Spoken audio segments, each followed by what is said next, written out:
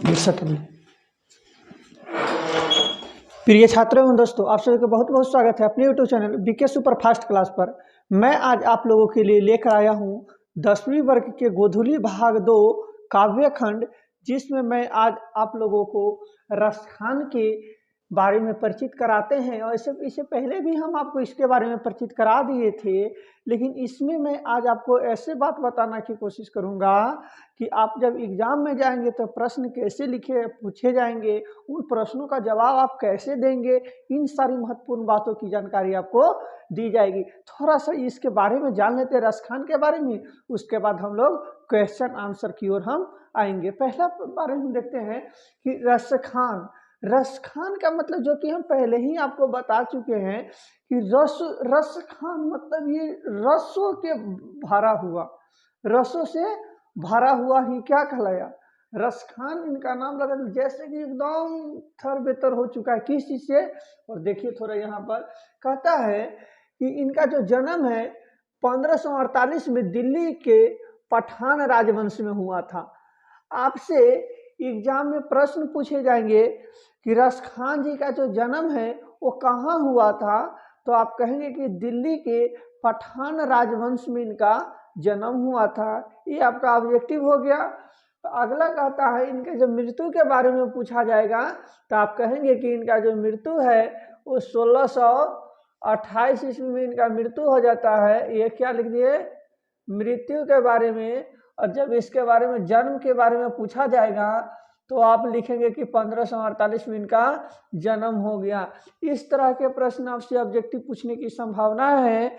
और उसके बाद कहते हैं कि ये कृष्ण भक्त थे।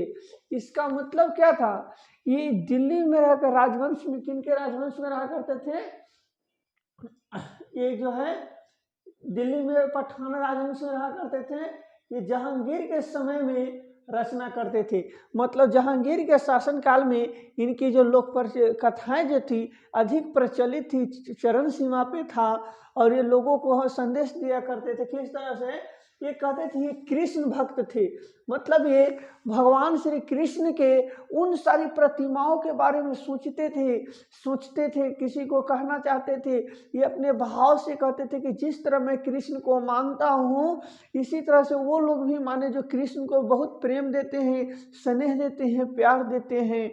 और ये एक ही बात बार बार कहने की कोशिश करते हैं कि कृष्ण जो है ना वो प्रेम का क्या है, खजाना है। और कभी कहते कि नहीं, मैं उसी बात को मैं कहता हूँ, मतलब मैं कहता हूँ, मतलब कौन कहता है, ये रसखान जी कहते हैं कि मैं प्रेम का खजाना हूँ। तो क्या अगला देखते हैं, कहते ये रसिक प्रेमी है। मतलब उनका प्रेम एक ऐसा रसों से भरा हुआ है, ऐसी रसों से भरा हुआ कि जब कोई व्यक्ति नहीं कहता है कि कोई क्रिया करते तो उसमें मजा नहीं है। क्या मजा नहीं है, इसका मतलब उसमें मजा आता है। तो मजा क्या आता है कि किसी क्रिया को करने के बाद हमारे दिल से उसके प्रति इच्छा जगता है कि नहीं, इस क्रिया को हमें करना चाहिए। तो यही कहते हैं कि मैं और कोई काम करूं या ना करूं कोई फर्क नहीं, लेकिन मैं कृष्ण के कार्य को करने में मेरा जितना दिल में रस आता है, जितना प्यार आता है, जितना प्रेम आता है, कृष्ण को मैं किसी बात को इस कदर समझा देता हूँ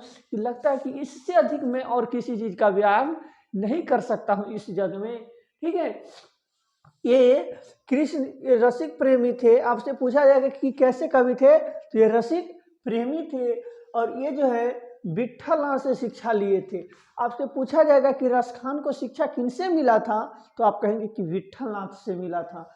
किनसे, अच्छा, इन्होंने 2 ग्रंथ भी लिखे हैं। इनका दो ग्रंथ जो ऐसे हैं, 2 ग्रंथ पूरा प्रचलित हो गया। उसमें क्या था, इनके 2 ग्रंथ, एक प्रेम वाटिका और एक सुजान रसखान। प्रेम वाटिका में क्या कहते हैं, इसमें कृष्ण और राधा के प्रेम कहानी के स्वरूपों का वर्णन किया गया है। प्रेम वाटिका में कहते हैं कि एक माली है और एक मालिनी है। माली श्री कृष्ण को कहा गया है और मालिनी बोले तो श्री राधिका को कहा गया है। और सुजान रसखान और इनके प्रेमिका का नाम जो है, ये कहते हैं कि ये सुजान के बारे में हम कहना चाहते हैं। और कहते हैं कि सुजान मतलब प्रेमिका, नहीं कहते कि दुलारा सा नाम। मान लो मान कर चलते कि कोई लड़की का नाम है, क्या चीज, कुछ मान कर चलते हैं एक्स है, मान कर चलते हैं कि किसी लड़की का नाम एक्स है और वहाँ पर हमने क्या कह दिया, उस लड़की को हमसे ये प्यार हो गया, प्रेम हो गया है, हमें उसको दुलार से जानू कहते हैं। क्या कहते हैं हम? जानू कह कर पुकारते हैं। क्या कहकर उसे पुकारते हैं? तो वही कहते हैं कि मैं अपने प्रेमिका को सुजान कहकर पुकारता हूँ, मैं अपने प्रेमिका को क्या कहकर पुकारता हूँ। जैसे हमारे प्रेमिका के जो घर वाले लोग हैं उसे कहता है एक्स कहता है तो हमारी प्रेमिका बोलती है, लेकिन मैं अपने प्रेमिका को एक्स न कहकर मैं उसे जानू कहता हूँ। क्यों? क्योंकि मैंने इसे प्यार किया है, तो प्यार किया इसलिए हम इसको अपने अंदाज में इसको नाम हम जानू के नाम से संबोधित किए। कोई दिक्कत है क्या? चलिए मैं आपको उन सारी प्रश्नों का जवाब लिखने का तरीका बताता हूँ। जब आपको एग्जाम में पूछा जाएगा तो आप कैसे लिख पाएंगे वहाँ पे। कवि कहते हैं, कवि ने माली और माली किन्हें कहा है और क्यों कहा है। तो कवि ने लिखेंगे हम, प्रस्तुत पंक्ति हमारे पाठ्य पुस्तक के गोधूली भाग 2 के काव्य खंड से लिया गया है। इसमें कवि ने माली श्री कृष्ण को कहा है और मालिनी जो है राधा को कहा है। बस इतना ही लिख देना, हो जाएगा आपका काम।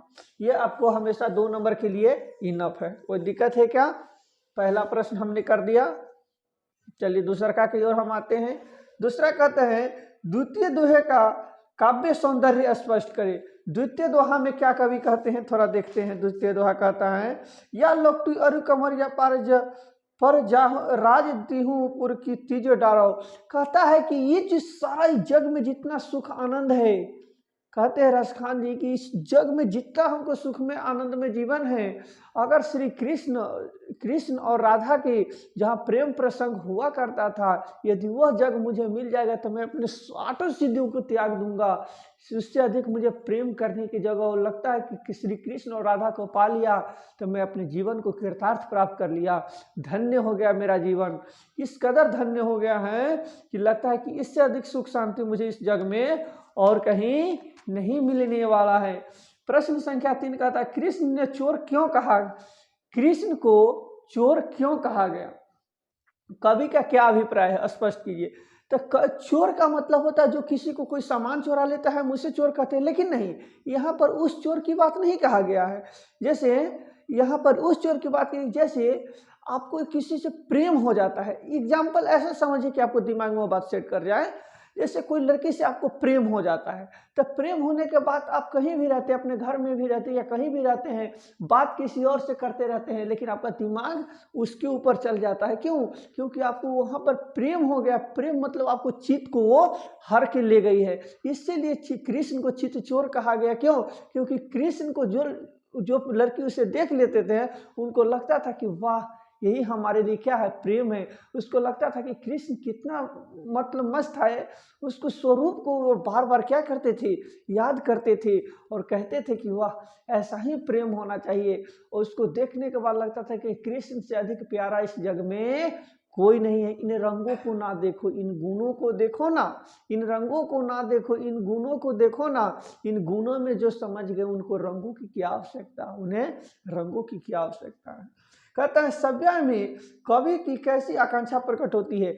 इस हम कहेंगे कि प्रस्तुत पंक्ति हमारे पाठ्य पुस्तक के गोधूली भाग 2 काव्य खंड से लिया गया है। इसमें कवि का कहना है कि इसमें कृष्ण और राधा के प्रेम प्रसंग को कवि ने इस कदर बयान कर दिए हैं, इस कदर प्रस्तुत कर दिए हैं लोगों के सामने कि कहते हैं कि प्रेम कहानी के अगर स्वरूप का अगर हम जग में चर्चा करें तो सबसे पहला नाम श्री कृष्ण और राधिका की आता है। लगता है कि इससे अधिक प्रेम कहानी और किसी का नहीं हो सकता। आगे हम देखते हैं, कविता के आसपास की कहानियों के बारे में कहता है, हिंदी के मध्य युगनी प्रमुख मुसलमान कवियों की काल क्रम में सूची बनाए। कहते रस खान, जैसे इनको लगता है कि ये मुसल खान कहने से बोध होता है कि ये मुसलमान रहे होंगे कवि, लेकिन नहीं। ये कवि कहते कि हमें जातीयता को नहीं देखो, मैं वो प्रेम प्रसंगों कहते कि मैं प्रेम कहानी लिखने का एक ऐसा माध्यम बन गया हूँ कि इस जग में सारा जो है हम उस कदर अपने भावों को व्यक्त कर देना चाहता हूँ कि एक प्रेम क्या होता है। इन प्रेम के महत्वों को आप समझे, उन चीज़ों को समझे जो आपको लगे कि नहीं हकीकत में क्या प्रेम है। और आजकल प्रेम करने वाले की संख्या बहुत बढ़ गई है, लेकिन हम कहते हैं कि प्रेम इस कदर की जाए कि जब आप कामयाब इस कदर हो जाइए ना कि आगे वाला जो आपको छोड़कर भी चला गया तो उसके जीवन में इस बात का आभास हो जाए कि हमने कोई सामान्य इंसान को नहीं छोड़ा था, एक अनमोल रत्न को खो दिया था, कि उसके जीवन में एक अफसोस की तरह बन जाए। तो यह वह आप ही तभी कर पाइएगा जब आप एक सक्सेस इंसान बन पाएंगे, तभी आपको ये जीवन में संभव है, अन्यथा कभी नहीं। Thanks for watching this video. इस वीडियो को देखने के लिए आप सभी को बहुत बहुत धन्यवाद। हमारे इस चैनल को लाइक, सब्सक्राइब और कमेंट और दोस्तों के साथ शेयर जरूर करें। थैंक्स।